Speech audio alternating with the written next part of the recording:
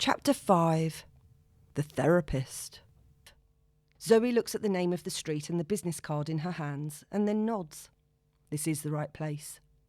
She knows her way around Primrose Hill, but she's never visited this street before. The building she's looking for is a little mews house tucked away. All of the houses in the mews are unique in some way, all painted different colours. The one she wants is painted duck egg grey, and there are huge pot plants outside and a covering of wisteria. Nervously she knocks on the door. She has no idea what to expect, and she's tempted to turn and run. Suddenly the door opens, and a striking auburn-haired woman opens the door. She puts out her hand. "Hello, Zoe. I'm Clara." Her grip is firm and her green eyes are penetrating and seem to go right through her. Clara is dressed in slate grey suede boots, a pale grey wraparound dress, and she has a huge piece of statement jewellery around her neck. Zoe is a little intimidated. This is not what she was expecting. She was honest. She was expecting a middle-aged, matronly type with a twin set and pearls and her hair in a bun. She smiles and invites her in, and her friendly manner puts Zoe instantly at ease. She takes Zoe straight into the therapy room at the front of the house and gets her to sit on one of the two beautiful white leather armchairs. Zoe notices that there's an oriental rug on the floor, a huge vase of white roses on a small table in the corner of the room. On the wall, a tasteful abstract painting in hues of greys and silvers. The atmosphere in the room is calming, which is just as well as Zoe is feeling completely unsure of what she's doing here and what's going to happen. "So, Zoe, how can I help?" Clara asks. "To be honest, I'm not sure," Zoe mumbles. "My life's a disaster, especially my relationships. A really good friend recommended that I see you, but I'm not sure what I need. I just know I do need to change. So I'm hoping you can help me." Just admitting to this meant that Zoe started to feel calmer. She lets out a long breath. In this room, unlike on her Insta account, she doesn't have to pretend her life is perfect. She can tell the truth. "So why don't you tell me a bit about you?" Zoe starts to speak, but it's really surprised to find that she feels completely overwhelmed. Suddenly she starts to cry. Clara hands her a tissue from the very large box on the table and waits patiently for the tears to subside. Clearly this is something she's used to. "My life's a mess. Can't get a boyfriend, and every time I like someone I screw it up." She sniffles and blows her nose loudly.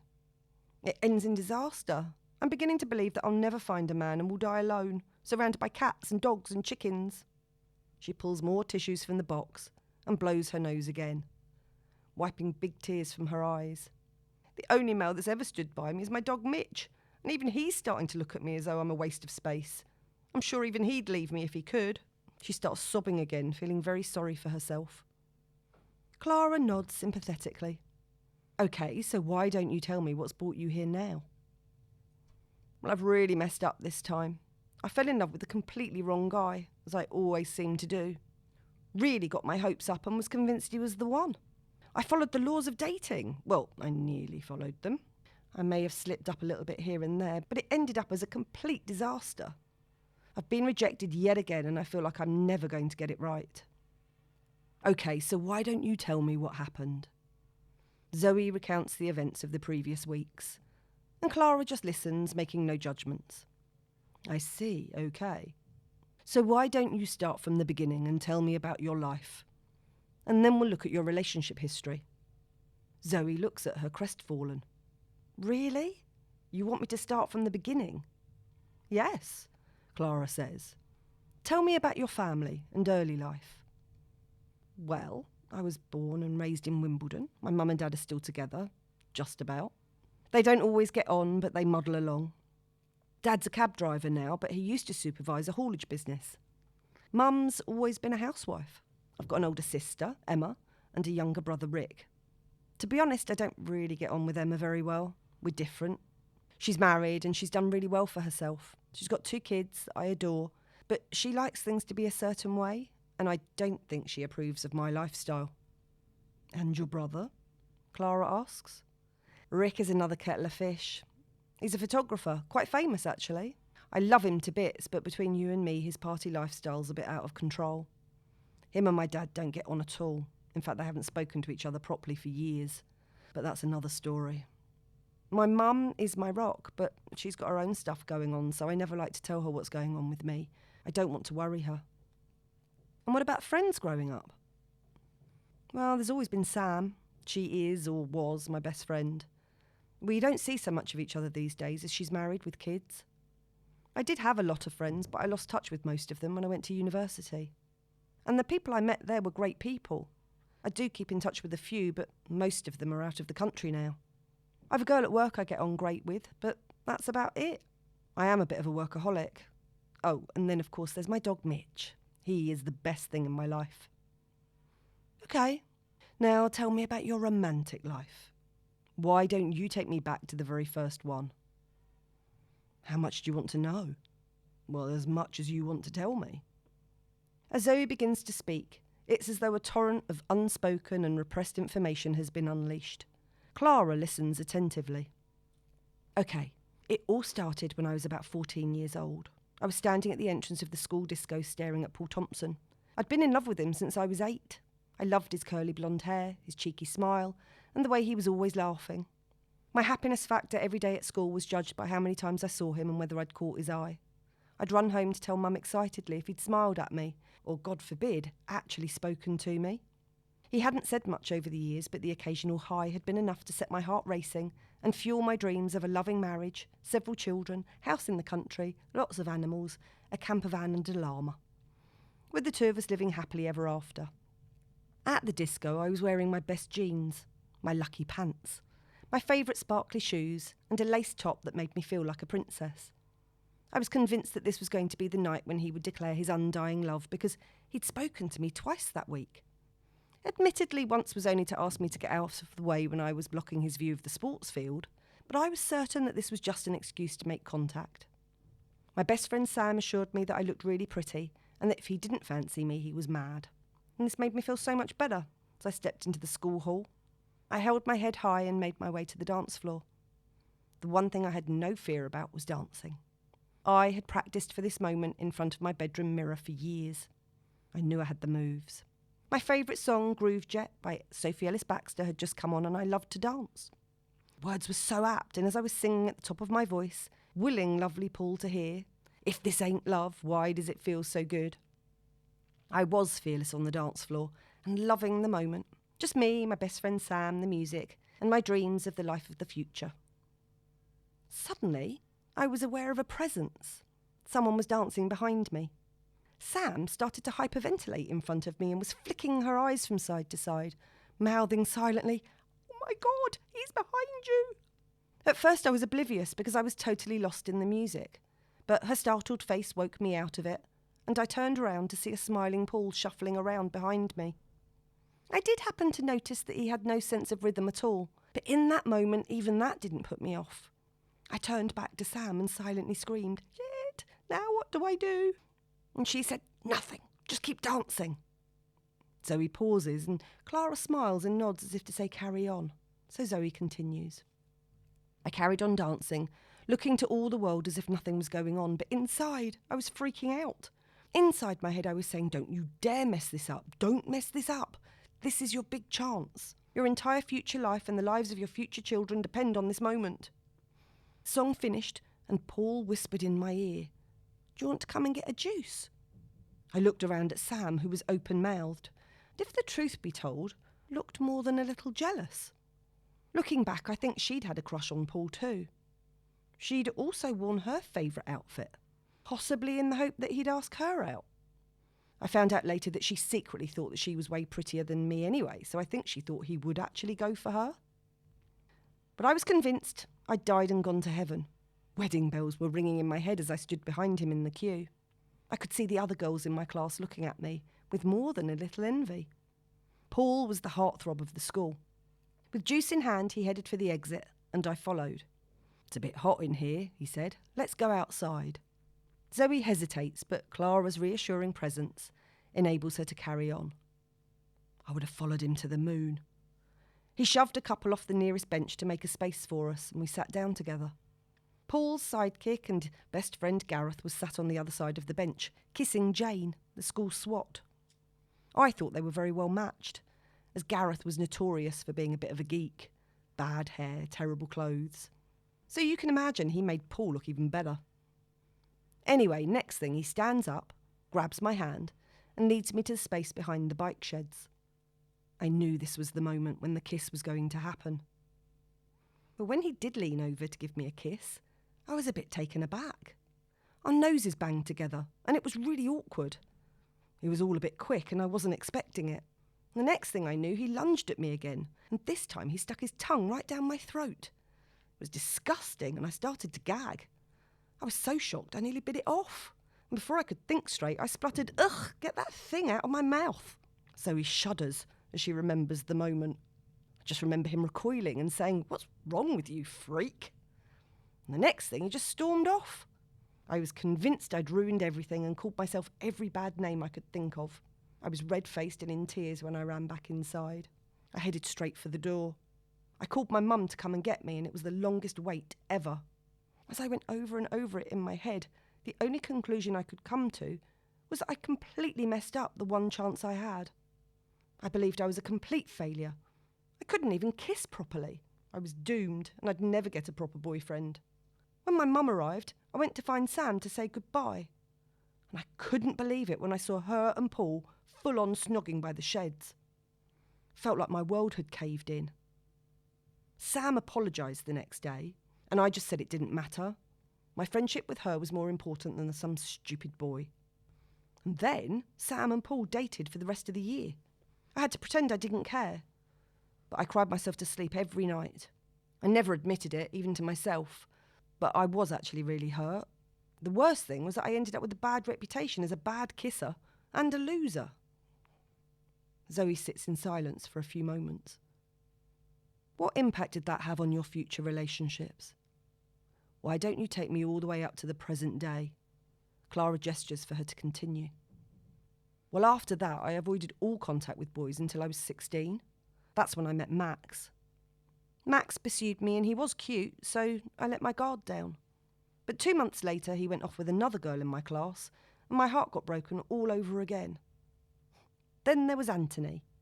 He seemed really nice and he told me he loved me, but that freaked me out, so I dumped him. Why did you do that? Because I couldn't cope with it. I was terrified that if I fell for him, I'd be rejected again. It was just easier to go there first. I couldn't cope with the shame of being the one to be dumped again. Clara nods and encourages her to continue her tale. Zoe sighs. University was a bit of a blur, but that's where I lost my virginity. It was in the second year to a third-year graduate lawyer, who I found out later already had a girlfriend. I really liked him and we were working on a human rights campaign together. He seemed really dedicated and passionate about the cause. And one night we got really drunk and ended up having sex. It was a disaster, especially because I, unlike my friends, had waited all that time so that it would be right. It just hurt and left me wondering what all the fuss was about. And when he found out it was my first time, he freaked out and got really angry with me. Stupidly, I thought that if I slept with him, he'd want to be my boyfriend. It all seemed so perfect. But when he told me he already had a girlfriend, I was devastated. He warned me not to tell anyone it had happened, and I felt such a fool. It should have been one of the most special moments in my life, but when I think back, it just makes me cringe. He never spoke to me again, and I didn't date anyone else at uni after that. Just concentrated on my work. I ended up with first-class honours because every night, while everyone else was out partying, I was at home working. I see, and then what happened? Well, my longest relationship was with Jason, who I met at work when I was 23. It lasted for a year. He was really controlling, even down to the way I dressed and who I could spend my time with. But when it came down to it, I couldn't commit. He got really angry with me when I wouldn't marry him, and in the end, he met someone else and ran off to live with her in a kibbutz. He did try to come back into my life a few years later and harassed me to the point of stalking, but there was no way I was going back. And that's it. I've only had stupid drunken encounters with people since. And that now includes Robert, who was the first person I allowed myself to really fall for since Jason. That's why it hurts so much. My feelings for him were so overwhelming that the only way I could cope with it was to get drunk. And that was my undoing. It usually is. Zoe is relieved but a little concerned about what Clara must be thinking of her. But Clara smiles kindly. Thank you, Zoe, that's a really good start. Really? Says Zoe, who's feeling a bit embarrassed by it all. I've noticed you're really hard on yourself. And you also seem to make up stories in your head about other people. And when the story is not the reality, you blame yourself. Would you say that was true? Zoe smiles sadly and nods. I hadn't thought about it like that. I guess I do put people on pedestals, and when things don't live up to my expectations, I do think it's my fault. I can't help blaming myself. So am I a completely lost cause? Do you think you can help me find a man and live happily ever after? No, I don't think you're a lost cause at all. But I do think you have a lot of work to do, especially around your self-image and interacting realistically with others in the world around you. Instead of these fantasies you've been living in your head. And just so you know, I'm not here to help you find a man, Clara says quite firmly. Zoe's shocked. Oh, I thought that's what you did. Zoe, I'm a relationship coach, not a dating agent. Firstly, the work you have to do here is on the relationship you have with yourself. You need to accept and love you. Without that, no fulfilling, lasting, intimate relationship is possible. You may find that you need to be on your own for a little while longer, until you learn to be kind to yourself. Because if you aren't, why should anyone else be? Zoe is clearly disappointed. This is not what she'd expected to hear. She'd come fully expecting to find a strategy she could follow, like those in the dating law book. But better. This sounded like hard work, and lonely work at that. I'm used to being on my own, she says, but wouldn't finding the right partner bring out the best in me? Surely if I can find someone to love me, wouldn't that make me feel better? Clara shakes her head. So if Mr. Right walked through the door right now, what do you think would happen? Oh, knowing me, I'd mess it up. Exactly. We have to start with you first. So you're ready and confident and able to fully support yourself and allow a relationship to unfold naturally and healthily. But surely, Zoe sits up in the chair, raises her arms and says in a part joking, part hopeful, part Disney princess voice, if I find my soulmate, they'll get me. And then it won't matter what I do, they'll love me anyway. There has to be someone out there who'll love me like that. All I have to do is find him and then it will all be perfect and my life will change. Clara pauses, for what seems like a very long time, and then she shakes her head, raises her eyebrows and looks Zoe straight in the eye. Soulmates do exist, Zoe, she says, just not in the way that you think. Soulmates are not here to solve your problems, and many of them will have no romantic connection whatsoever. The myth of the one is a lie that's existed for centuries. It's kept people from allowing real relationships to evolve. What you need to work on is your identity, your sense of self and your self-worth. Question is, says Zoe, is this going to take long? I'm pretty sure my biological clock is ticking very loudly, and if I don't hurry up, all the good men will be gone. This is a process, Zoe. It will take as long as it takes. It could be weeks, months, or even years. It's up to you. Oh, I don't know if I can do this. I mean, nothing, not even a fling. I don't think it's advisable right now. Not until you feel differently about yourself. Otherwise, you're likely to continue to repeat your present patterns. The work here is to recognise and change these present patterns. Do you think it's possible? Clara smiles knowingly. I know it is. So how are we going to fix this? What are the rules? There's only one rule. No compromise on any of the things that really matter. You don't need fixing. You're not broken.